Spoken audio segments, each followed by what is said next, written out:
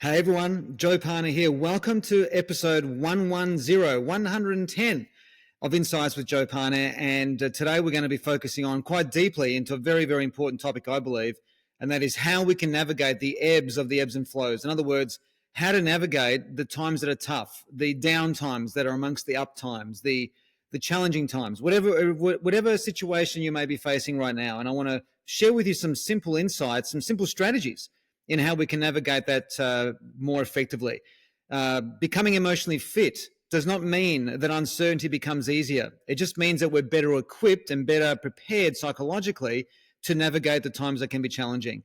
And life is full of ebbs and flows. Nature is full of ebbs and flows. Markets, relationships, energy, everything is full of ebbs and flows. We can't expect to be sitting on the wave at the ocean the whole way through our experience of surfing. Now, I know nothing about surfing, but something that's reasonably obvious to the simple eye that I have when I look at the beach, and that is that the beach is full of ebbs and flows. So the surfer can't always be sitting on top of the wave. In fact, the surfer probably spends more time waiting for the right wave in the ebb before the flow of the wave comes, if that makes sense. So today, we're going to be looking at some simple strategies on how we can apply these strategies in our own life. And if you're a coach, leader, facilitator, trainer of any kind, this is also designed for you as well, meaning that I want to share with you some great coaching questions that not only can we apply in our own lives, but that you can apply in the lives of your clients, in the lives of your team, in the lives of anyone that you're helping navigate a challenging situation. The essence of becoming emotionally fit is about transforming our relationship with uncertainty. Now, before we hop in, just a quick reminder, if you haven't subscribed to the YouTube channel or to this podcast, click notifications and please subscribe, because that way you will receive immediate notifications when the next episode drops. And also, we've got some exciting events coming up online that we're going to be launching in the next few months in the realm of emotional fitness and in the realm of behavioral profiling, that if you're resonating with this podcast and the messages here, that I'm sure you would love to come and attend. So to receive notifications that those events are coming up, please subscribe and you'll get those notifications as well. Also, if you check out the YouTube channel at Joe Parner Insights, you'll see the videos of all of the recent episodes of the Insights podcast. All right, so let's hop in. The ebbs and flows. So here's the mission, the mini mission, the macro mission, whatever you want to call it, is that when we are in the ebbs of the ebbs and flows, when we are in the downs of the ups and downs, the mission, the purpose is to make our mind stronger than our emotions. This is really, really key, because when our mind is stronger than our emotions, we're better equipped to navigate whatever difficulties or challenges or problems or crises that we are facing. And if our emotions are stronger than our minds, then we're going to be in a very reactive mode. When our emotions are stronger than our minds, we are in reaction mode. Now, have you ever tried to do anything effectively when you're highly emotive, when you're really angry, extremely frustrated, or extremely depressed and low in energy? How motivated do you feel to do anything when you're depressed, in a depressed mood? Or how functional are you and I when we're either angry at something or extremely frustrated at something? We're not very useful at all to anyone, including ourselves. So when our emotions are stronger than our mind, we're making it very, very difficult to navigate the inevitable uncertainties of life. This episode is going to focus on, and we're going to hop into this in the next few minutes, is about how do we make our minds stronger than our emotion. Now, just to be very clear, when I say making our minds stronger than our emotions, I'm not talking about becoming a robot or a perfect human being. What I'm talking about is that there are certain times in life where our mind just has to be stronger than our emotions in order to navigate that challenge.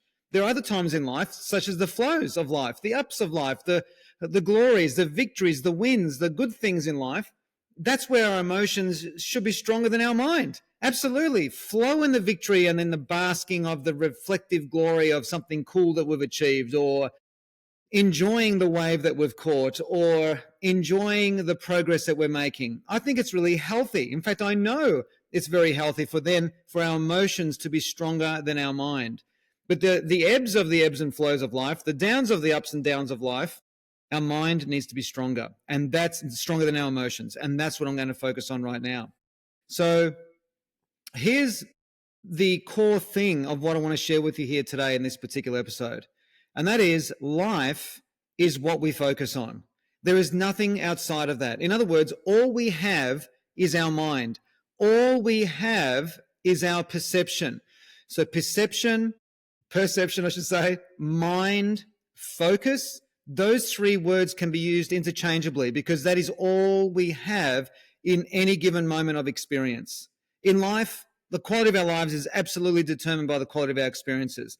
The quality of our experiences are absolutely 100% impacted by what we put our attention on, by what we're focusing on.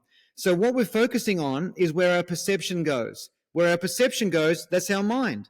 We cannot experience anything outside of that perception. Right now, as you're either watching or listening to this podcast, especially if you're watching and listening, it is impossible to experience anything else. The moment, if you're listening to this in your car, the moment your mind starts to focus on the next appointment, you'll miss what I'm saying. Does that make sense? Wherever your mind goes, that becomes your reality. And that is the essence of what I want to talk about here, because when we are experiencing difficult times, we need to change what we're focusing on. And there are certain aspects of the psychological landscape that we all have available to us that we can focus on that can help us navigate those difficulties much more effectively and efficiently compared to when we're over the top reactive. You know, it's really, really easy to live in fear and in scarcity mindset or whatever other expressions of fear that you and I experience when we're living through an experience that is racked and riddled in uncertainty. It is really easy to fall into the default mode of fear. And so that's when it's really important that we take control of our minds to make them stronger than our emotions to get through that. So how do we do that? So let's let's just for a moment go back to something I just shared with you just a few minutes ago. And that is, life is what we focus on. There's a universal critical thinking principle that a lot of the coaches who are listening to this will be familiar with. And that is that what we focus on is what we get, to the exclusion of everything else. In other words, where our focus goes, whatever we're focusing on will expand and become more in our experience. What we stop focusing on ceases to exist in our experience. Now, there have been past episodes in the Insights podcast way back when I would have discussed or shared with you the analogy, the simple but yet one of my most favorite, most powerful analogies that I can share with you to simplify the complexities of our psychology. And that's this. Think of the radio station, any radio station. If you're tuning into 101 FM that's playing 1980s music, or let's just say it's playing classical music. If 101 FM is playing classical music, all you're going to experience is classical music. It is ludicrous to think that we could call that radio station and say, hey, listen, I'm into rock music. When are you going to play some of my favorite tunes? It's just a ludicrous thought and an even more ridiculous conversation to have, isn't it? Because classical music stations will play classical music.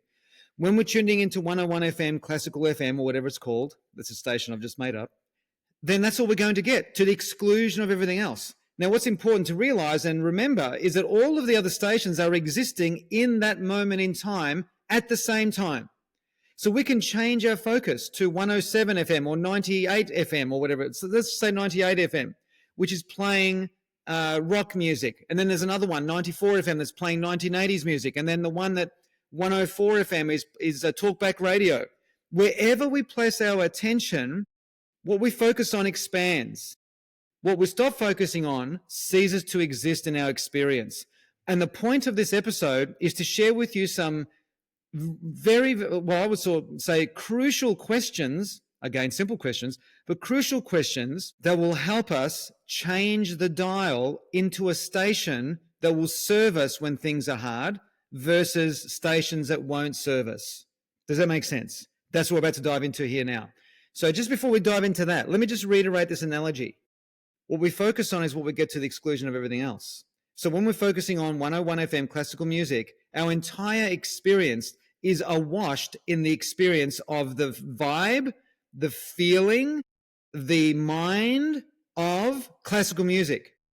We get into that mood. We get into the vibe of it. We're into the frequency of it. Does that make sense? It affects how we feel about everything in that moment. But on the other hand, if we change our focus to Talkback Radio FM and listening to some negative, unresourceful, dramatic news of the world that are beyond our control, and that's all we listen to all day, that's going to affect our frequency, our vibe, our emotion, our experience of life as well. Does that make sense? So there are certain radio stations, psychologically speaking, that we need to focus on in order to navigate the ebb of the ebb and flow? And here are those questions. And all of this is based on the principle of what you focus on is what you get to the experience of it, to the exclusion. What you focus on is what you get to the exclusion of everything else. So remember, life is what we focus on. That's all it is. That's all it is. So, and of course, there's more to it than that, but that is the essence. That is a universal truth, undeniably. All right, so what can we focus on in order to make our minds stronger than our emotions when things get tough? Well, in no particular order, here's the first one. Place your mind and focus on the things you can control versus the things you can't control. So many people, situations where people are in reaction mode or fear mode. One of the things that exacerbates our fears or amplifies or dials up our fears is placing all of our energy, focus, and attention on things that we can't control. When you place your energy and attention on things that are beyond your influence, beyond your impact, beyond your control, all we're doing is dialing up and impacting the fear factor even more within us. Is that making sense? Versus the things that we can control. So let's look at some examples of some of the things we can control. Well, we can control our attitude. We can control the meaning that we're placing on the experience that we're having. Absolutely, we are meaning-making machines in a world that has no meaning. And when I say the world has no meaning, I'm not talking from the perspective of doom and gloom. I'm talking from the perspective of it's a blank slate, and we decide whatever's taking our attention, what we make it mean. In other words, it's kind of like this. Whenever we're navigating anything difficult, and the same goes for when we're navigating something that's fun and light and beautiful, is that a drop-down menu, an invisible drop-down menu drops in front of us. It's a drop-down meaning menu. That is a drop-down menu right in front of us, invisible, can't be seen, but we can see it with our mind. And that is that we are in control of what we decide something means. Does that make sense? So for example, we could be going through a difficult time, and the meaning that we attribute to that is that this is the experience that I have to have in order to grow, to become the next version of me. Is that true? Not necessarily, but what you place your attention on and what you make it mean becomes your truth. That's the essence of what I was just sharing there. So in other words, whatever meaning we place on it is fabricated, but it's powerful. In other words, even if you decide to live your life by default and live in fear, but that's just how it is, Joe. It's hard. It's scary. That's meaning that we've placed on it as well. So in other words, if we don't control the mind, the emotions become stronger than the mind because the emotions like to focus on the things that are beyond our control. So therefore, we're making this even more difficult for ourselves. Is that making sense? So place our attention on the things we can control. We can control what we make things mean. We can control our attitude and vibe towards something. We can also focus on, under the banner of what we can control versus what we can't control. Also, within the banner of what we can control is what's one small progressive step that you can make right now that can edge you out of the situation? What's one progressively small step that we can take right now in order to edge out of this difficult or hard situation? There is always a progressive step, a small progressive step that we can take. That's focusing on the controllables. There was a podcast, I can't remember which episode it was, where I shared how success is about progress and how progress is about lowering our standards so we can get to the next stage, the next little micro increment. And that's how we start building something significant in our lives, whether we're talking in the realm of relationships, finances, spiritual development, whatever it might be.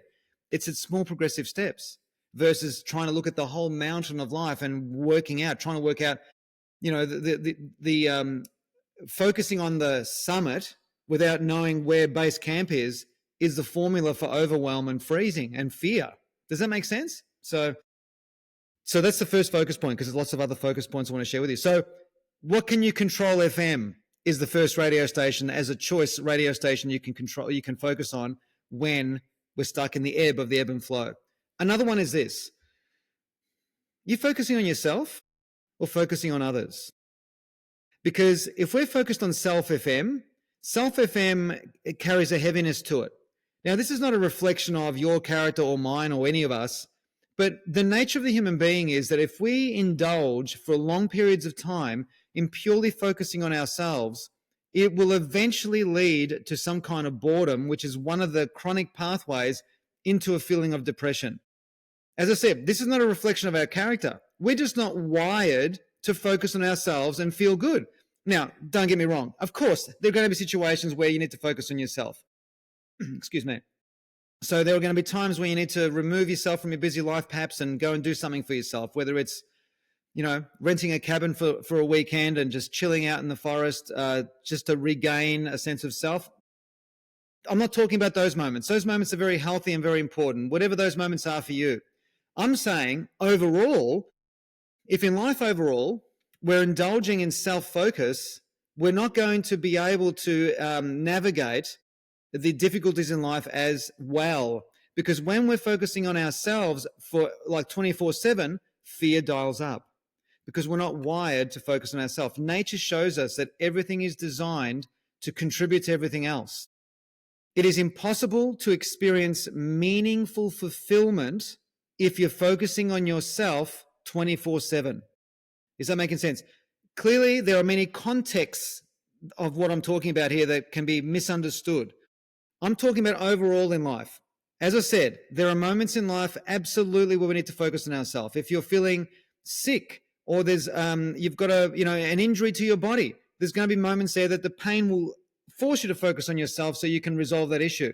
I'm not talking about that. I'm talking about overall in life. So are we focusing on ourselves or focusing on others? Or a better question that's related to that is, do we spend more time focusing on others or do we spend more time focusing on ourselves? Because the more we focus on others, the lighter the energy is and the more effectively we can navigate anything difficult.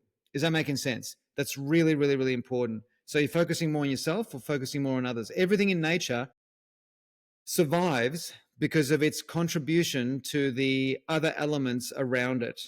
As I've shared many times in my sessions, in my training sessions, every cell and every leaf is designed to contribute to its local cellular community. The moment that cell stops contributing to its local cellular community, the cellular community annihilates that cell. It only has use, nature only has use for cells and other things that contribute to the whole. And that's the same with all of our relationships and everything like that. I hope that's making sense. Another focus point is are you focusing on the present, the past, or the future? Because if I'm tuning in to past FM, and as I've said on many stages, it's okay to look at your past, but the problem is when you stare at it. When we stare at our past and we're tuned into past FM and that's all we're stuck on, then boy, oh boy, are we making it nearly impossible to effectively navigate any uncertainty or any form of challenge or problem. What we need to focus on is the present and where we're heading in the future. It's actually focusing on the present and how this is in relation to where we want to be in the next day, in the next week, in the next month, and maybe even a bit of a touch of where we want to be over the next, 2 or 3 or 4 years. Is that making sense? That is certainly lighter. It's a lighter frequency than focusing on the heavy frequency of staring at things that happened a long time ago that we have no control over anymore. And the past is a past, it's done. So let's stop being slaves to our historical narrative and let's focus on the new narrative that we want to focus on. What's interesting about this point, I was watching a show last night, one of our drama shows that we watch, and there was a really good point made from one of the characters. And that is that sometimes what we need to do is we need to forgive. This is a great insight. I love this. So this is not my own. This is something I got it's actually from the show Blacklist, for what it's worth. One of my favorite shows. And the two of the core characters there say that forgiveness does not change what's happened, but it can change what will happen. Don't you love that? So is there something that you need to forgive that's from the past that doesn't change what happened, but will change what is going to happen in the future? I love that insight. So that's another point, another sort of layer in the realm of what are we focusing on, the past, the present, or the future? The other one is this, and this is the last one I'll leave you with, and that is, are we focusing on what we have or are we focusing on what's missing? Because when navigating something difficult, if we're placing all of our energy, our vibe, and attention on what's missing, again, making it very difficult to navigate that uncertainty, that challenge, that problem, that crisis. But if on the other hand, we can focus on have FM, what we actually have already, is that leads or breeds the possibility of gratitude and appreciation. It is really difficult to appreciate anything when we're focusing on what's missing. In actual fact, focusing on what's missing makes it impossible to be grateful or appreciative for anything. There is always something we can be grateful for and something that we can be appreciative of. We can only be grateful for the things that we have. Does that make sense? Sure, we can say, I'm grateful that this trauma is missing from my life, but that kind of doesn't work because the unconscious mind cannot process a negative.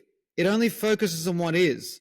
Like if I said to you, don't stress, you know what I mean. I mean, I'm trying to say to you, relax. But if I say don't stress, the unconscious mind doesn't hear the word don't. It just hears the word stress.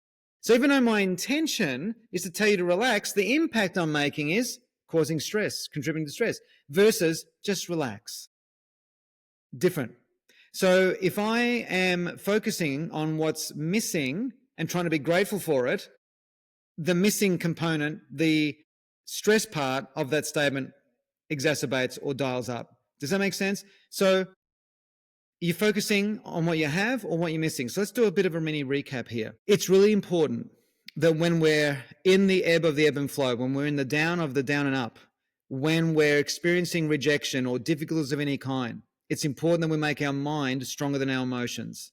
How we do that is decided by what we place our attention on. Nothing exists outside of our mind. Nothing exists outside of our perception in this moment. I mean, there are lots of things that exist beyond our mind and perception. Let's be very clear. There are lots of things beyond our understanding that exist outside of our mind and perception. But I'm talking about the experience of this moment. Our conscious mind in everyday living of life is all we have. This moment is all we can experience. We can't experience anything outside of our mind, outside of our perception, or outside of what we're focusing on. Saying that we can focus on things outside of our focus is like saying you can tune into all of the radio stations at once on a radio frequency range. It's impossible. We know that when we try to dial more than 2 stations in, all you hear is white noise. You try tuning into 2 podcasts at once on Spotify. It can't be done. Even if it could be done, the brain can't process that.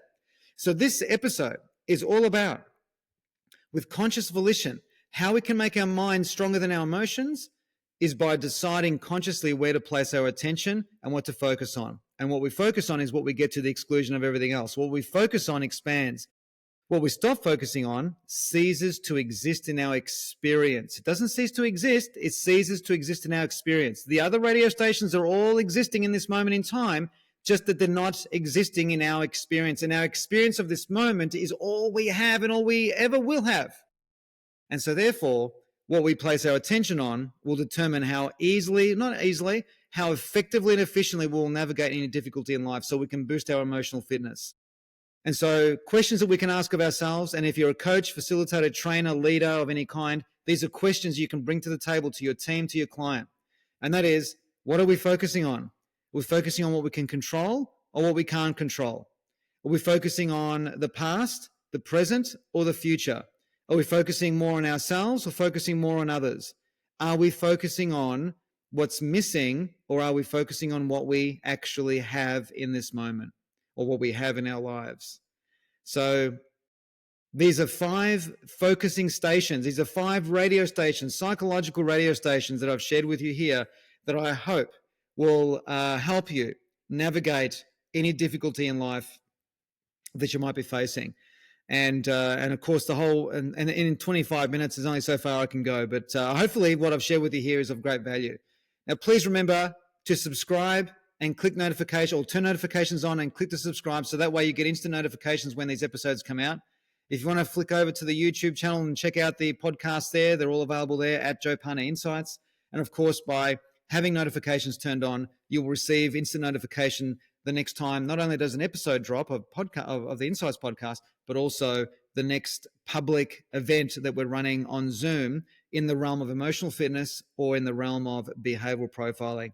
So thanks so much for listening and tuning in. If you're watching this on YouTube, I would love for you to drop some comments in the YouTube channel. Comments in terms of how you found this. Was this useful? Have you used this in your life and have found it incredibly powerful? Because it's like anything. We can choose to tune into these stations or we can choose not to. Everything is a choice in life. So choose a way. All right, guys. Thanks so much for tuning in. I really, really appreciate it. And I look forward to reconnecting with you in the next episode of the Insights Podcast. Bye for now. I trust you enjoyed this latest episode of the Insights Podcast and received great value. Please remember to subscribe and share your reviews, and I'll see you again very soon.